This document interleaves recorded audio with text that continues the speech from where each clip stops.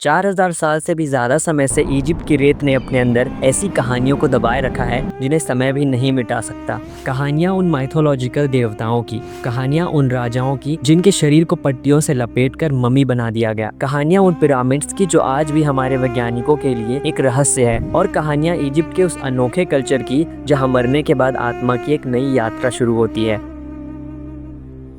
Africa का एक विशाल रेगिस्तान, कभी हजारों साल पहले, जहां सिर्फ रेत और आसमान था। लेकिन एक दिन दूर दराज के पहाड़ों से एक नदी आई, धीरे धीरे बहती हुई, अपने साथ जीवन लाती हुई। ये थी दुनिया की सबसे बड़ी नील नदी, और इसी नदी की गोद में एक महान सभ्यता ने जन्म लिया। एक ऐसी सभ्यता जिसने रेत से एक पूरा साम्राज्य गढ़ा और अपने पीछे ऐसे रहस्य छोड़े जिनका जवाब आज तक कोई नहीं दे सका। तो आइए आज के इस वीडियो में जानते हैं मिस्र की सभ्यता के उन अनसुलझे रहस्यों को।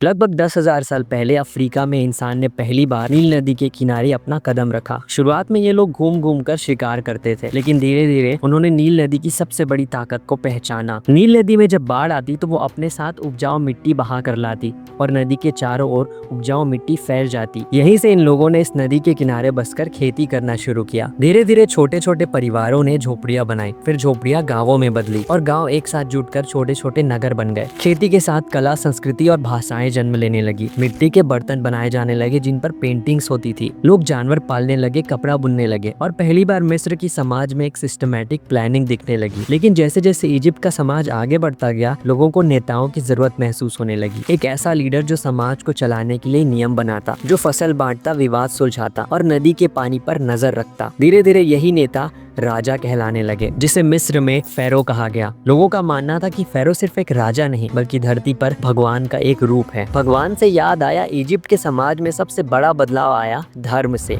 मिस्रवासी मानने लगे कि हर शक्ति, सूरज, चांद, पानी, हवा, सब देवता है। इसी सोच से पैदा हुआ उनका सबसे पहला भगवान रा, यानी कि सूरज का देवता, जो जीवन का दाता माना गया। होरस, आकाश का देवता। ओसाइरिस, मृत्यु और पुनर्जन्म का देवता। मिस्र के लोगों का यह मानना था कि इंसान की आत्मा मरने के बाद ओसाइरिस के पास जाती है और वही ये तय करते हैं कि आत्मा को स्वर्ग मिलेगा या नहीं। आइसिस, जादू की देवी। मिस्र की औरतें उनसे प्रार्थना करती ताकि उनके बच्चे सुरक्षित पैदा हों। आनुबिस, मृत्यु और ममीकरण के देवता। इस काले सियार जैसे दिखने वाले आनुबिस का काम था मरने वाले की आत्मा की रक्षा करना और आत्मा को ओसाइरिस तक पहुंचने में मदद करना। इन सारे विश्वासों से जन्मी एक बड़ी धार्मिक व्यवस्था जिसने इजिप्ट के लोगों की लाइफ को कंट्रोल करना शुरू कर दिया। हर अनाज की बाल, हर जानवर, हर नदी का मोड़, सब कुछ भगवान से जोड़ा गया। इजिप्ट का समाज बिल्कुल एक पिरामिड की तरह बना हुआ था। सबसे ऊपर आते थे राजा, उनके बाद आते थे वजीर और पुजारी, जिनके हाथ में था धर्म और सत्ता दोनों का खेल। फिर आते थे सिपाही और अधिकारी, जो राजा का हुक्म आम जनता तक पहुंचाते थे। लेकिन असली बोझ सबसे नीचे के लोगों पर था, किसान, मजदूर और गुलाम।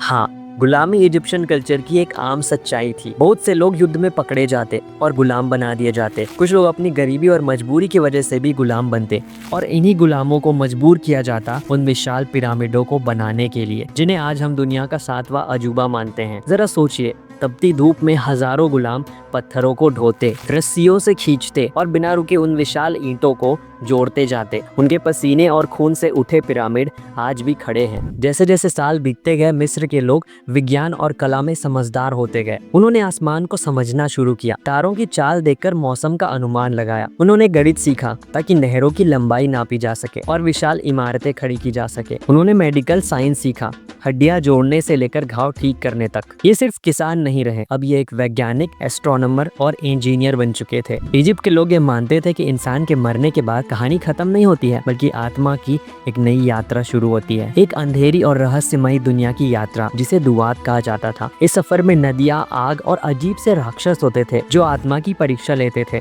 और हर पड़ाव में एक देवता होता था जो आत्मा की मदद करता था। आखिरकार उस आत्मा को ओसाइरिस के दरबार में ले जाया जाता, जहाँ उसके दिल के वजन को नाप कर ये परखा जाता कि वो स्वर्ग में जाने लायक है भी या नहीं। अगर दिल हल्का हुआ तो इसका मतलब आत्मा नेक है और उसे स्वर्ग भेज दिया जाता था, लेकिन अगर दिल का वजन भारी हुआ तो आत्मा को आमित नाम का शैतान खा जाता था और आत्मा हमेशा के लिए खत्म हो जाती थी। ये पूरी माइथोलॉजी इजिप्ट के लोगों का बिलीव बन गया। लेकिन इस पूरे सफर के लिए एक सबसे जरूरी चीज थी और वो था शरीर का सुरक्षित रहना। इजिप्ट के लोगों का ये मानना था कि अगर शरीर मिट्टी में सड़ गल गया तो आत्मा भटक जाएगी और कभी स्वर्ग तक नहीं पहुंच पाएगी। और इसी सोच ने जन्म दिया ममीफिकेशन का, एक ऐसा प्रोसेस जिसके कारण इंसान का शरीर हजारों साल तक सुरक्षित रह सकता था। सबसे पहले जब कोई राजा या बड़ा इंसान मरता तो पुजारी उसका शरीर एक खास कमरे में ले जाते। दिमाग नाक के रास्ते से लोहे की रॉड डालकर निकाल लिया जाता। शरीर के सारे अंगों को निकालकर एक जार में डाल दिया जाता। बस दिल छोड़ दिया जाता, क्योंकि उनका मानना था कि स्वर्ग में दिल का वजन नापा जाएगा, इसलिए दिल का शरीर में होना जरूरी था। फिर पूरे शरीर को खास तरह के पाउडर से सुखाया जाता ताकि बॉडी का सारा लिक्विड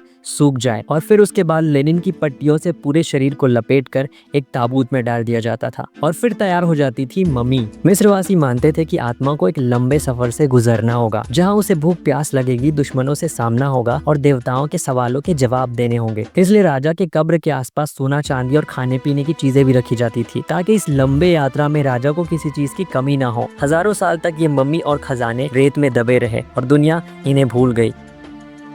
लेकिन फिर आया 1922 का वो साल जब ब्रिटिश आर्कियोलॉजिस्ट हार्वर्ड कार्टर ने रेत के उन टीलों में अपना पहला कदम रखा। हार्वर्ड कार्टर को ये यकीन था कि मिस्र की रेत अभी भी अपने अंदर कोई रहस्य छुपाए बैठी है। सालों तक उन्होंने वैली ऑफ किंग्स की तपती जमीन खोदी, लेकिन सिर्फ नाकामी हाथ लगी। पर कार्टर हार मानने वालों में से नहीं थे। उनकी नजर हमेशा से टिकी थी तूतनखामून के मम्मी पर, एक ऐसा राजा जो सिर्फ 19 साल की उम्र में मर गया और उसकी कब्र आज तक किसी को नहीं मिली। लेकिन कार्टर को इस बात का भी डर था कि कहीं रेगिस्तान के डाकुओं ने उनकी कब्र को लूट तो ना लिया हो, क्योंकि इससे पहले भी इन डाकुओं ने खजानों की तलाश में सैकड़ों मकबरों को लूटा है और मम्मीज को नुकसान पहुंचाया है। लेकिन इन सारे मुसीबतों के बावजूद आखिरकार 1922 में राजा तूतनखामून की कब्र खोली गई। इजिप्ट का एकमात्र ऐसा कब्र जो पूरी तरीके से सुरक्षित था और अंदर से निकली 5000 से भी ज्यादा चीजें, सोने के रथ, गहने, ताबीज, खाने पीने की चीजें, शराब और सोने की 3 लेयर से बना एक ताबूत जिसके अंदर था तूतनखामून का मम्मी और वो मशहूर सोने का डेथ मास्क, जिसे आज दुनिया का सबसे आइकॉनिक मिस्र का प्रतीक माना जाता है। लेकिन कब्र खुलने के कुछ टाइम बाद ही लॉर्ड कार्नरवान, जो इस खोज के सबसे बड़े हिस्सा थे, उनकी मिस्टीरियस तरीके से मौत हो जाती है, जिससे चारों तरफ हंगामा मच जाता है और मीडिया इसको नाम देती है द कर्स ऑफ फेरो, यानी कि राजा का श्राप। पूरी दुनिया अचानक से इजिप्ट पर बात करने लगती है। इजिप्शियन कल्चर और माइथोलॉजी पे फिल्में बनाई जाती है। राजा तूतनखामून पॉप कल्चर का एक प्रतीक बन गए। जब उनके मम्मी की मेडिकल रिपोर्ट आई तो पूरी दुनिया को पता चला कि तूतनखामून एक 19 साल का यंग राजा था जिसने इजिप्ट की धार्मिक व्यवस्था को दोबारा स्थापित किया। आखिर में कार्टर की मेहनत और लगन ने ही इजिप्ट की सबसे बड़ी मिस्ट्री को सॉल्व कर दिया और 19 साल का एक यंग राजा आज दुनिया का सबसे मशहूर फेरो है। ऐसे ही इजिप्शियन मिस्ट्रीज के ऊपर वीडियोस देखने के लिए चैनल को जरूर सब्सक्राइब करना और मैं आपसे मिलूंगा अगले वीडियो में।